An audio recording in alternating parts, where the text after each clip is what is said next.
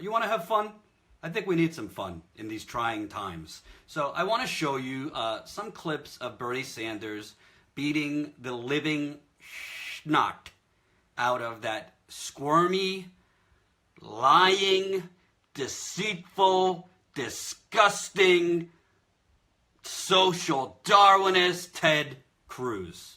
So we're going to do this a little bit of gangster style, but let me show you this. Senator Cruz, I come from a middle-class family, and I worked hard in high school to get into a competitive college. But even after academic scholarships, my parents and I are still struggling to afford my education, and that's without indirect costs.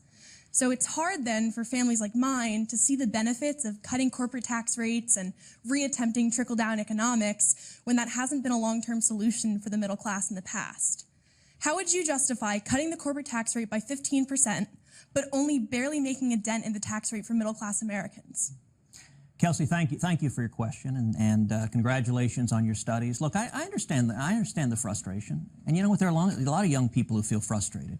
You've probably got student loans. I know when I was in college, I had about 100 grand in student loans, and wasn't sure how to pay for them because my parents had declared bankruptcy when I was in high school.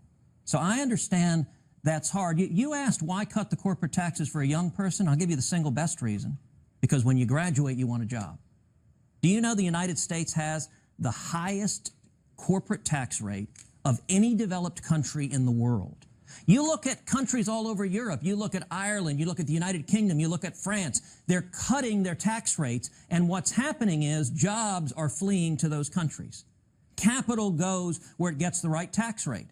And Bernie's solution is jack the taxes up even more. If you jack the taxes up even more, we've already got the highest corporate tax rates in the developed world.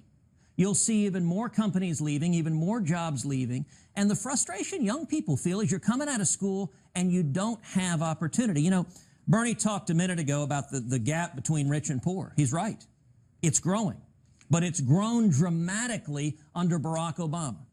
Do you know that right now the top 1% have a higher share of our national income than any year since 1928?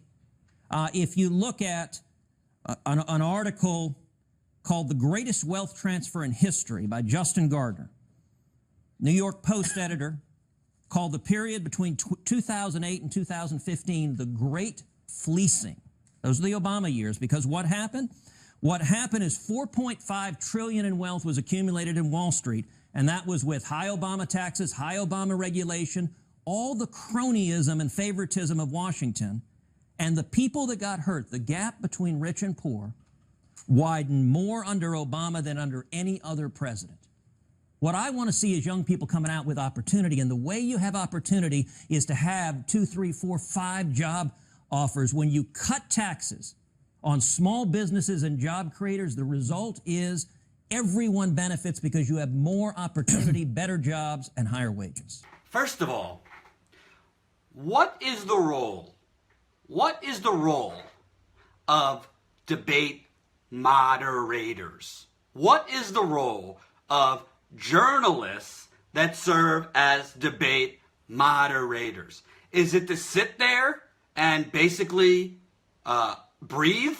Is it to sit there and basically let squirmy toads like Ted Cruz lie unchallenged repeatedly? Repeatedly? Yes, Bernie Sanders is going to correct him and point out that he's a fraud. But it's the role of journalists to say, actually, Senator Cruz, we need to point out a little historical fact. Because the fact is, it's not an opinion. The empirical data, the facts, if I was the moderator, this is what I would say. We will move on to you, Senator Sanders. You'll have a chance to respond. But Senator Cruz, we have to point out the historical record. In 2004, President Bush saying that if he would allow corporations that have stashed their profits offshore to bring it back to America at a low tax rate, the repatriation holiday, they called it. I know it doesn't sound sexy, but it was a repatriation holiday, basically allowing the criminal corporations that send your jobs offshore to bring back those profits at 5%. 5%. And share this video. Let's get it out there. CNN is disgraceful. at 5%. And George W. Bush and his cronies said there's going to be an explosion of jobs because when you cut taxes, when you allow these corporations to bring it back at a very, very low rate, economic expansion happens. These corporations put more money into investment, into research. These corporations will hire more individuals, more employees. And what exactly happened? Some of the slowest economic growth in the in recent decades happened in the 2000s. This was before the economic crash, mind you. So Ted Cruz talks and he states as a fact, tax cuts, when you cut taxes, it creates jobs. It creates the job creators and small business. Well, how many small businesses have their money overseas? It's not small businesses. It is large multinational corporations because America's trade deals written by the banks allowed them to have all their profits stashed overseas and then allowed them to bring it back. And you know what they did at that 5% tax rate, which is a joke? They gave their shareholders stock buybacks. They gave their shareholders dividends. And they put money into the CEOs put more money into their bonuses and their yachts. This is not opinion. This is a fact. This is what happened. But in CNN, they have debates where the moderators just sit there and essentially let people like Ted Cruz lie uninterrupted.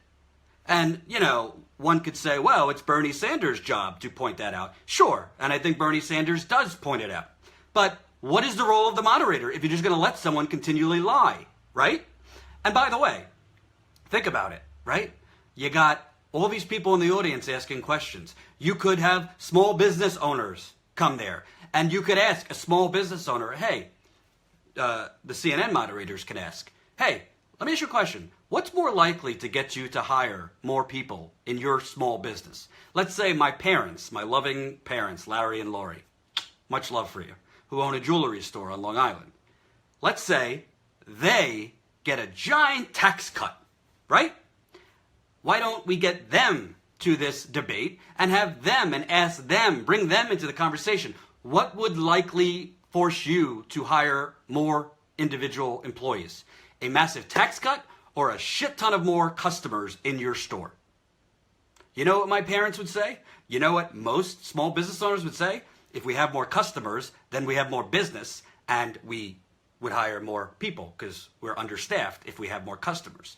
Well, how do you get more customers? Well, most of the customers in a jewelry store or the Home Depot or a hardware store or any small business, mom and pop we're talking, most people that go into those stores are not the filthy rich. They are the middle class, or what is left of the middle class, shall we say.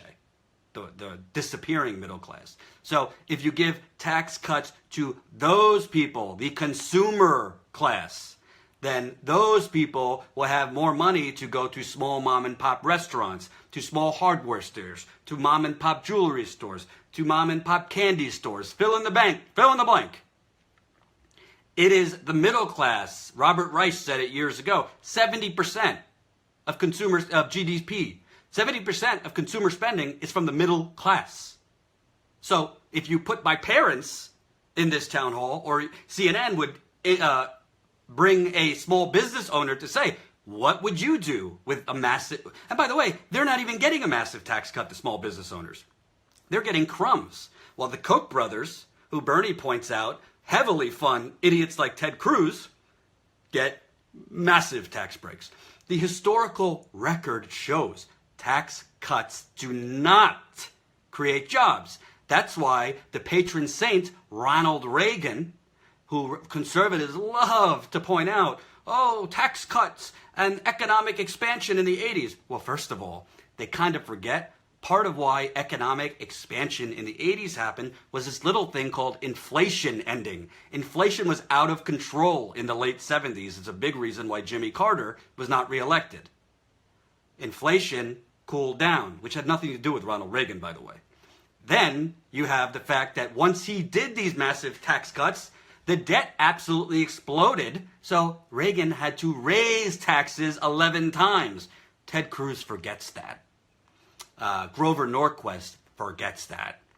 There is zero economic data or proof, not from the Heritage Foundation and these whack job think tanks, zero evidence or empirical data that shows if you give tax cuts to Ted Cruz's donors, lying Ted is right, Veronica, that it's going to come to all of us. There is empirical data that if you give tax cuts to poor single mothers, if you give tax cuts to construction workers, if you give tax cuts to restaurant workers, if you give tax cuts to a mom and pop business, that money immediately goes back into the economy and you have economic expansion and people have to hire more workers because they have more customers. It's basic economics.